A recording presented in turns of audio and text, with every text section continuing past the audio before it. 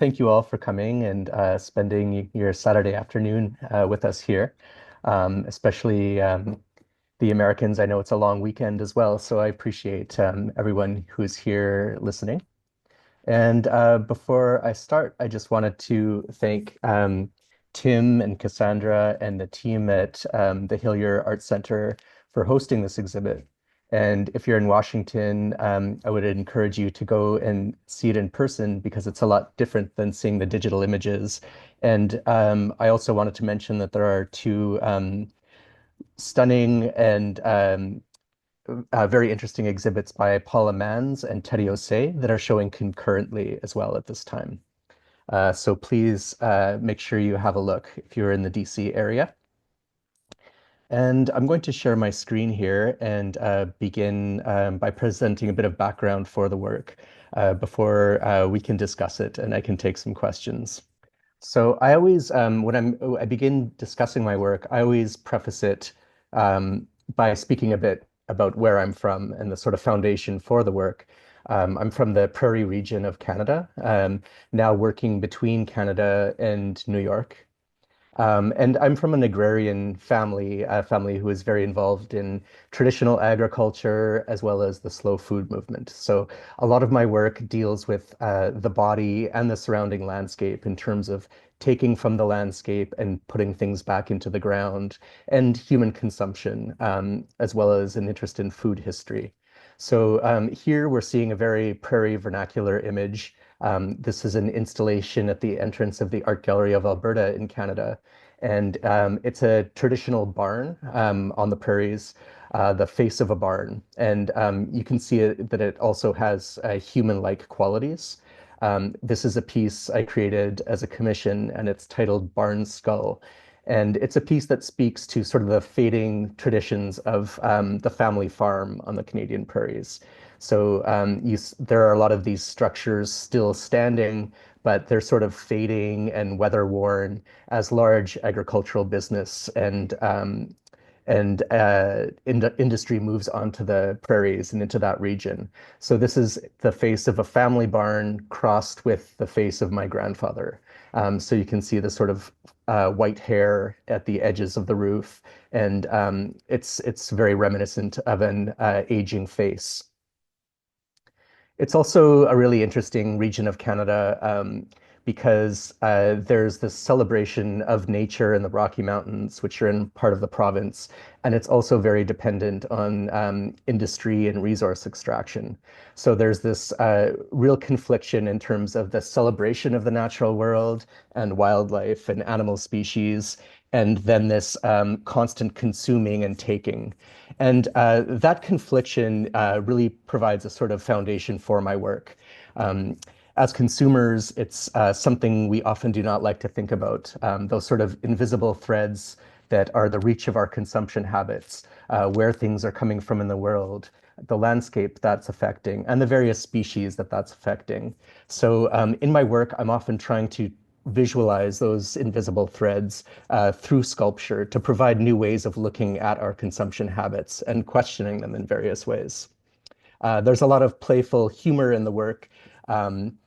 And so in this case, you can see this mountain range holding a sort of doomsday sign, end of times. The Rocky Mountain region in Canada is one, even though it's celebrated, it's constantly being open to mining, logging, and drilling. So this is a sort of scenario where perhaps if this mountain range could talk, it would be voicing this sense of urgency in terms of the environmental impact. My focus today is really going to be about a series called Revenants that is about the consuming of various animal species and questioning that consumption and looking at topics like animal equity, food futures, and interspecific dependencies. I'm really interested in humans' relationship to nature. Oftentimes, especially in urban centers, like I'm sure where many of you are right now, where we see very few animals in the wild. Or if we do, perhaps it's through human-created media or perhaps in a natural history museum like we're seeing here. This is a natural history habitat display from the Museum of Natural History in New York. I'm really interested in how, as humans, we sort of stage nature in various ways to understand it. So, for instance, this might look like a very natural, idealized window into nature, but in fact, it's highly manipulated and staged. With a painted backdrop, these animals have been killed, taxidermied, and placed. And it's really although it's seen as an understanding and a window into nature, it's also very much about human control and having these species staged within human architecture.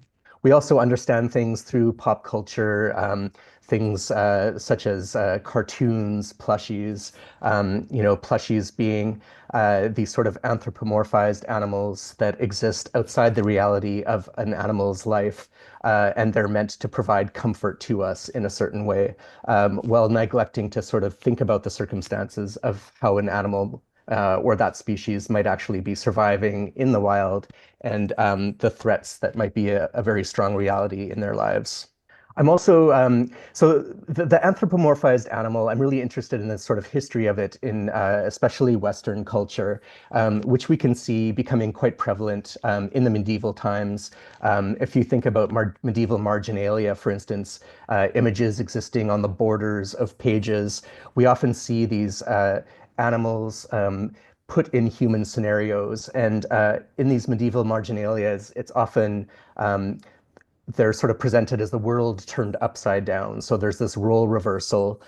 This is a later etching by Israel van Mechelen from Germany. And in this circumstance, roles have been reversed. So the hunters or the rabbits are spit roasting a hunter and boiling the hunting dogs in pots, sort of reversing these traditional roles that we might see the animals being put into human roles to sort of create empathy. This is sort of the world, it's been subverted, so the world is sort of turned upside down in a way. And we see this throughout history, this sort of the anthropomorphized animal body being used as a sort of tool in subversion in various ways. This is an illustration by L.M. Budgeon, who is a British illustrator from her book, Episodes of Insect Life. And in this case, these various insect species are being put in the place of protesting human workers, asking for their work to be noticed. And she's doing this at a time when the science of entomology is being newly discovered through the lens and microscope. And these small species that exist all around us are really entering popular culture. And so I'm really looking, in my own work, I'm looking at these sort of histories of the subversive use of the animal body to present current dire messages regarding the environment. This is a piece I recently created for an exhibition in Ireland. In this case, these sprats are sort of parading, protesting along a shoreline due to trawling practices in Ireland that are affecting the marine environment, but also putting these small species in decline. So they're sort of holding this doomsday sign, reading disaster looms. And other works have been looking at species that are commonly exterminated in cities, such as the dandelion, cockroach. This is an installation titled Next World Emissaries, in which the scale of these small species have been inflated, and they're walking across the ruins of collapsed cities, perhaps as emissaries for a new ecology taking shape. So often dramatic shifts in scale are played out in my work as well. And everything from the miniature to inflating small bodies. So we're forced to reckon with them in certain ways, which can be quite a playful tool in my exhibition design as well. If you see the current exhibit at Hillier, there's a lot of details that you sort of have to look down and peer into, as well as figures that you have to sort of look up at and that are looming over you. So really playing with perspectives. And that's also a tool that's quite commonly used in scientific display. And returning again to these natural history museums, small bodies are enlarged, so we're able to notice their anatomy and the way they function. And then again, you look into small dioramas, which provide a sort of perspective of larger spaces. And also looking to the history of the animal body in art history and painting. This is a piece by Jan Wienix from 1690, and it's called Game Piece, The Garden of a Chateau. And classically in painting, we see the animal body presented as something that's harvested and put in these tableaus besides fresh fruit and these gathered harvested ingredients. And it's presenting the animal body and nature as this sort of constant source of wealth. Perhaps an unending source of wealth that can just be drawn from over and over and over and over. Moving into current times, looking at things like habitat depletion, I'm presenting these sculptures, trying to visualize this excess of animal bodies harvested, hunted, and consumed. This is a piece called Dismantled World, where I'm trying to bring this number of animal bodies into the consciousness of the viewer. So it's being presented in this big sort of stack, like perhaps an entire landscape was just swept to the side and put in a pile. And this is all hand-carved wood and clays. So there's a lot of the craft element to the work is very important to the final illusion. And it's not only that I want each little body to be unique in its own way, uniquely modeled and painted. I also want to sort of quietly reflect on these themes I'm working on as I'm creating all these small bodies and details. Recent work has really focused on the factory food industry and the consumption of animals, animals living within the human institution and sort of living within these systems.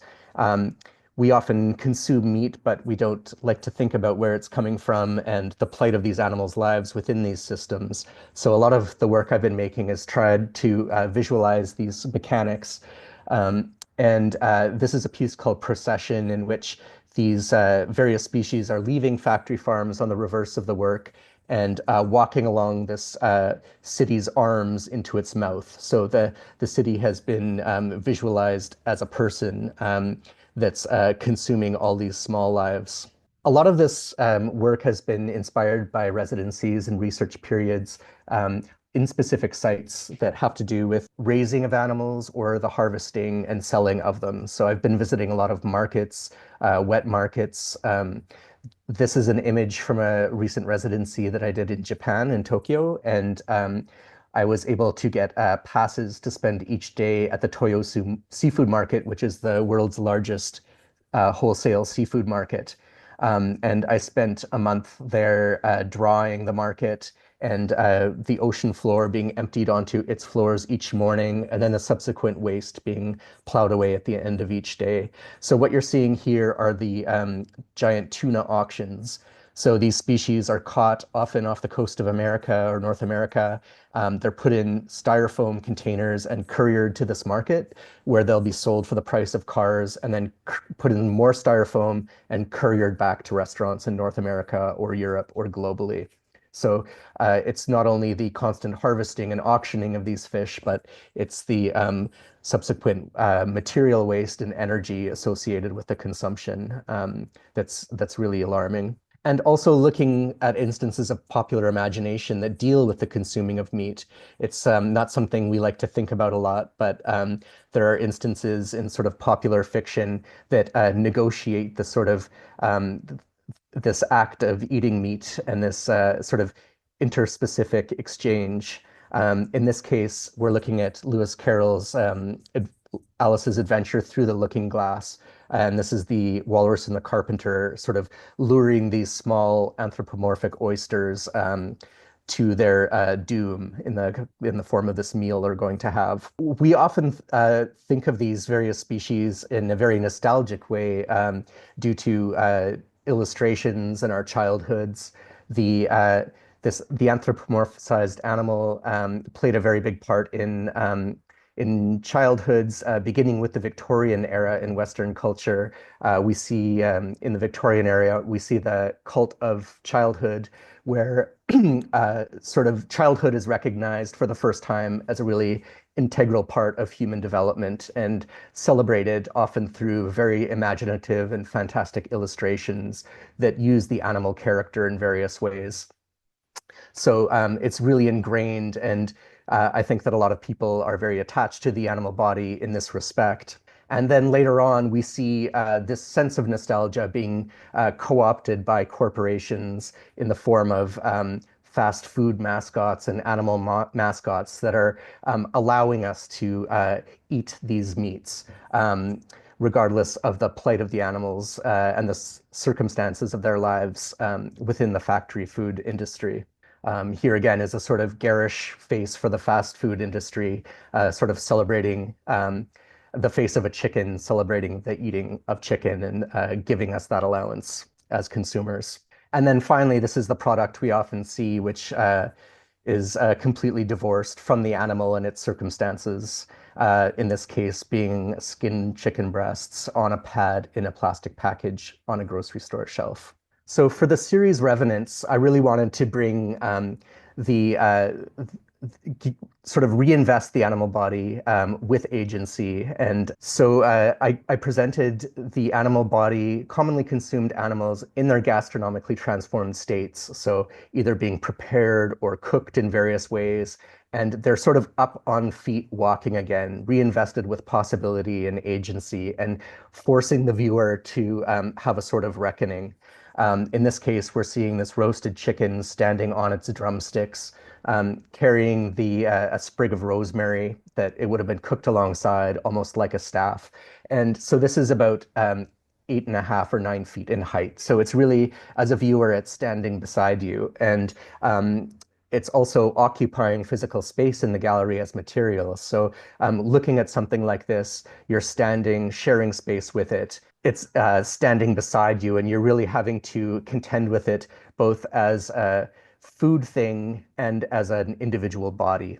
So it's really riding the line between oddly humorous and strange, but also sort of tragic and sympathetic in a way. So it's what I'm really trying to do is play with the sort of emotional landscape of consuming meat that is often suppressed by the corporate food industry. Here's an install shot of the current exhibit Revenants at the Hillier. You can see that there are really dramatic shifts in scale between this very large shucked scallop, a little steamed clam in the background, and there are also drawings on the wall, which are sort of studies for these works. Here you can see an image of the scallop. And so with some of these species, I've also sort of given them legs to stand on, sort of symbolizing their agency and their ability to walk away from the table, demanding a sense of accountability. And there's a large oyster. And also, these are species that are often sold in units of measure. So when we think of an oyster, we think of a dozen oysters, for instance, and we think of a dozen oysters for a certain price or an oyster for a certain price. But here we're forced to reckon with it as an individual body, and it being inflated in scale, we're also forced to really look at its anatomy, much like these models in science museums. Here's a closer image of one of the drawings in the exhibit as well. It's really nice for me to be able to show the drawings beside these sculptures because drawing is a very generative tool for me. A lot of the ideas for the sculptures come from sitting and drawing each day. I often do not show the drawings beside the sculptures, but it's really nice to do in terms of the process. It also is really interesting in terms of the sculptures occupying physical space in the gallery and these drawings being like little windows leading out of the gallery that you can look into. This is another install shot of several works from the series at Massey Klein Gallery in New York. In this context, I had them walking on this plinth that was almost like a long table with a tablecloth hanging over the side. And they're sort of parading in procession along the table and off of it. In terms of research for these crafted meats, I also curate historic craft and collect historic craft. My brother and I, Brendan Griebel, who's a curator, we often curate exhibits of historic craft for our own small museum in Canada, as well as for other institutions. And for a long time, we've been collecting instances of historic butcher display meat. These were things that were crafted for butcher displays at a time before refrigeration. So these would indicate to people in markets that there was meat there for sale, and they were crafted in ways to promote sort of freshness and fullness. You can see this is a very early piece. This is from 1790, and it's a sewn textile chicken from Antwerp, Belgium, that once hung in a market. And it's probably about 4.5 feet. There's a really interesting thing that comes into play with these older models as well, where they are meant to look very fresh and appealing, but they're also now, they've sort of undergone the ravages of time in some ways. So there's a certain patina and staining to them as well. These are two lambs from around 1850 from London, and these would have been hung as well. They're created from painted paper mache, which is also a material I'm using a lot. So at the same time as I'm following the sort of conceptual uses of the animal bodies throughout history, I'm also looking at how these animal bodies have been crafted, both in their more representative natural forms and as meats as well, which I'm doing myself. And then all the way up to present, these are examples of sampuru, which is hyper-realistic Japanese display foods made from various PVCs and hand-painted. So this is a real art form to the point where each individual drop of moisture is being applied with brushes to these hyper-realistic foods. And these are developed as display foods for restaurants.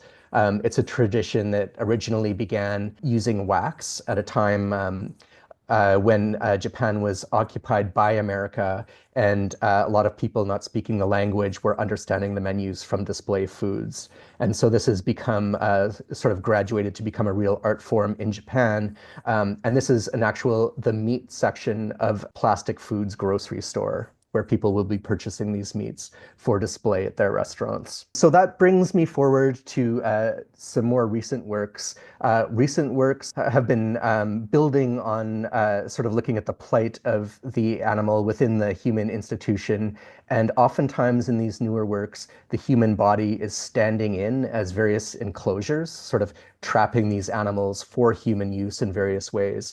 You can see here, this is a commercial crab trap, but it's also a human face that these crabs are entering and becoming sort of stuck in. And this is also extended to the use of the animal body within the laboratory in terms of medical and pharmaceutical testing. So this is a piece that was a commission for the International Museum of Surgical Science in Chicago earlier in 2024. And so in this piece, we're seeing various animals who are raised to be tested for medical use being contained within these laboratory cages that are forming a human body. This is all, again, sort of crafted from various woods and clays and then painted. Again, here we're seeing a macaque monkey contained within this laboratory cage with human elements. And this is a piece that's speaking right now to a farm that's in development in Bainbridge, Georgia, and it's a $400 million monkey breeding complex that's currently being built and planned.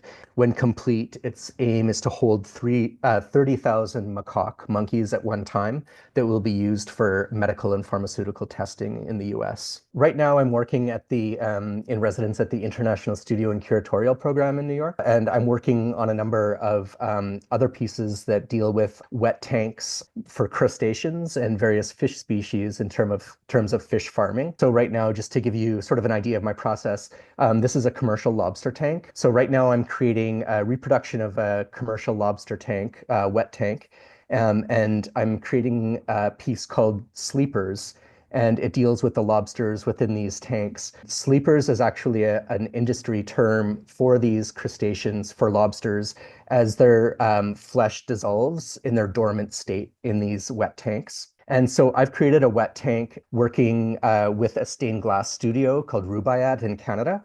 So for my lobster wet tank, I have these stained glass eyes sort of looking in at the species and casting light and shadow, the human gaze over them, as we often do when we're picking out individual bodies to consume in the context of a restaurant or a grocery store. And so what I'm really trying to do with this piece is take this sort of history of devotion and ritual associated with stained glass and then parallel that with the frivolity and excess that comes with the act of choosing and eating lobsters. Here you can see a number of lobsters that I'm working on painting right now that will be sort of suspended in this tank. Yeah, and so I've created a little resource list here as well about some organizations and endeavors that I'm really interested in right now, and some artists that I really feel kinship with or have worked with in various ways. And there's also urge you to please check out some really fascinating work and projects. And I've also included a link to my website and Instagram if you're interested in seeing more images of this work and how it's displayed and exhibited. Thank you all so much for your time and for listening. And if any of you have follow-up questions, please feel free to reach out via my website.